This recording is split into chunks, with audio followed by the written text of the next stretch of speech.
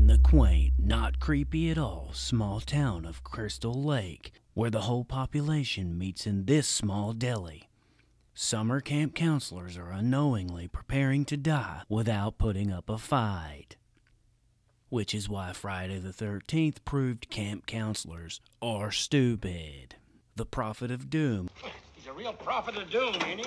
Crazy Ralph, decides that those who go to Camp Crystal Lake We'll never come back again. and then rides off on his bike in X Games mode. We're introduced to Annie, who quickly shows us why she's not a main character. He tell you anything? Who? Come on. There's something you're not telling me. It's because she's dumb. Also on their way to camp are the Dukes of Hazzard, Bo and Luke Duke, along with Daisy Duke, driving Uncle Jesse's truck. Yeehaw! After barely doing any of their assigned chores, Bill asks Alice, You think you're gonna last all summer? I don't know if I'm gonna last all week. "Not with this serious lack of awareness, you won't." I forgot to mention this movie stars Kevin's Bacon. What the heck is that? And the worst pretending to know what you're doing but don't dive in cinematic history. Nice belly flop.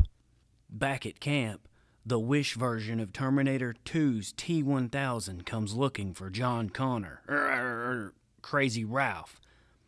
But he's met by literally the dumbest people ever. I'm as dumb as they come. Hey, another word out of you, understand? Crazy Ralph, who didn't want to be terminated, was hiding in the camp pantry literally all day and comes out looking like Fire Marshal Bill. What happened in the pantry stays in the pantry. While Ned is investigating someone lurking in a cabin, meteorologist Kevin Bacon is giving a weather forecast. Ooh, winds come up. Shifted a good 180 degrees. It's gonna storm. Can tear down that valley like a son of a gun.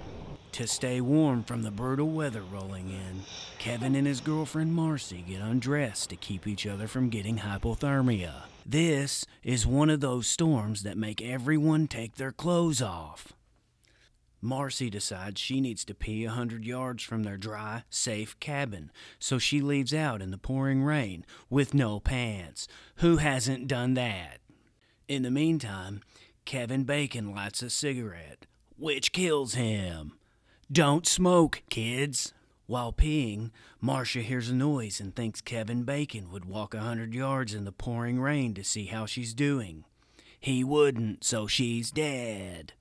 Meanwhile, Strip Monopoly is interrupted by a modest gust of wind that doesn't want to see Alice take her shirt off because she's the final girl. Brenda decides that after raining literally for hours, she needs to go close the windows in her cabin in her underwear, even though the clothes she just took off are right there. I guess after losing in Strip Monopoly, you're not allowed to put those clothes back on ever again. Steve is sitting in a diner at nighttime, even though he said he'd be back a little after lunch. I'll be back sometime after lunch. He finally decides he needs to get back to camp. Wait, all he had was coffee, and he's been gone this long? Steve rejects the advances of this old lady. Well, what do I owe you? Just a night on the town. Come on, honey. And only gives her a 75-cent tip. Here's your change, Steve. Oh, you keep me sandy. Thank you. Sure. Steve doesn't date old ladies or tip well, so he dies. Brenda takes a detour from worrying about the windows in her cabin to brushing her teeth in the same bathroom where Marcia got the axe.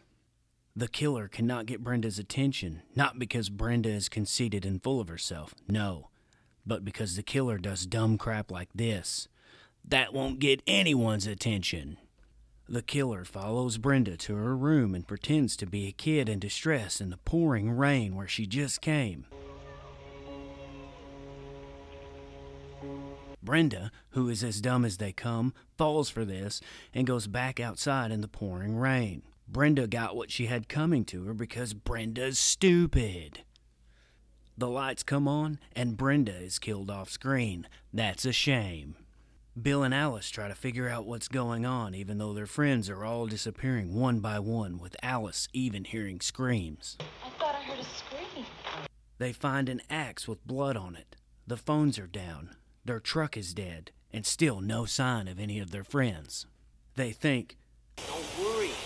Probably some stupid explanation for all this. Like what?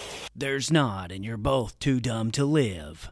Alice thinks that with all this unexplainable creepy crap going on around them, now would be a good time to get some sleep. Great idea, dummy. Alice wakes up but must still be dreaming because she lights the stove and puts on this teapot without even filling it with water. Time to wake up, Alice. There's a killer on the loose. Alice figures there must be something wrong with this teapot and goes to find out what's really going on. While screaming Bill's name, Bill shows up dead. Alice screams and then spends 10 minutes barricading this one door. After barricading the door for what seemed like an eternity, she sees headlights out the window and spends another 10 minutes removing that barricade to run out and see who it is. It's amazing how headlights will make you forget about your dead friends and the killer who's killing them. Alice meets a nice old lady. Never, ever trust anyone who says these words. Well, I'm Mrs. Voorhees, an old friend of the Christies. That person will kill you. Mrs. Voorhees gives clues that she's the killer, and stupid Alice doesn't see it until it's too late. Clue number 1. No, they're all dead. They're all dead. All right, I'll go look. No, please don't leave me. They'll kill you too. I'm not afraid. Clue number 2. Lord. So young. So pretty. Alice realizes this old lady could be a hockey mask killer, so she fire pokes Mrs. Voorhees before running out the door. Steve shows back up. Turns out he's been hanging around outside this whole time. Alice runs off while Mrs. Voorhees takes a second to remind us all about mental health. Kill her, Mommy. Kill her. Alice finds a gun and does what we all would do. Throws it at the killer.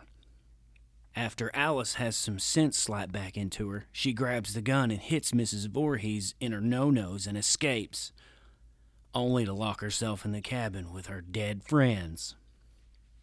Mrs. Voorhees finds her locked in a pantry and gives her the old, "Here's Johnny!" The two have a machete frying pan fight, and after a frying pan to the face, Alice again escapes this old lady's clutches, leaving the machete on the floor for Mrs. Voorhees to make killing her easier. Alice casually walks to sit next to a canoe, like all her friends haven't been killed tonight, to sit and think about things.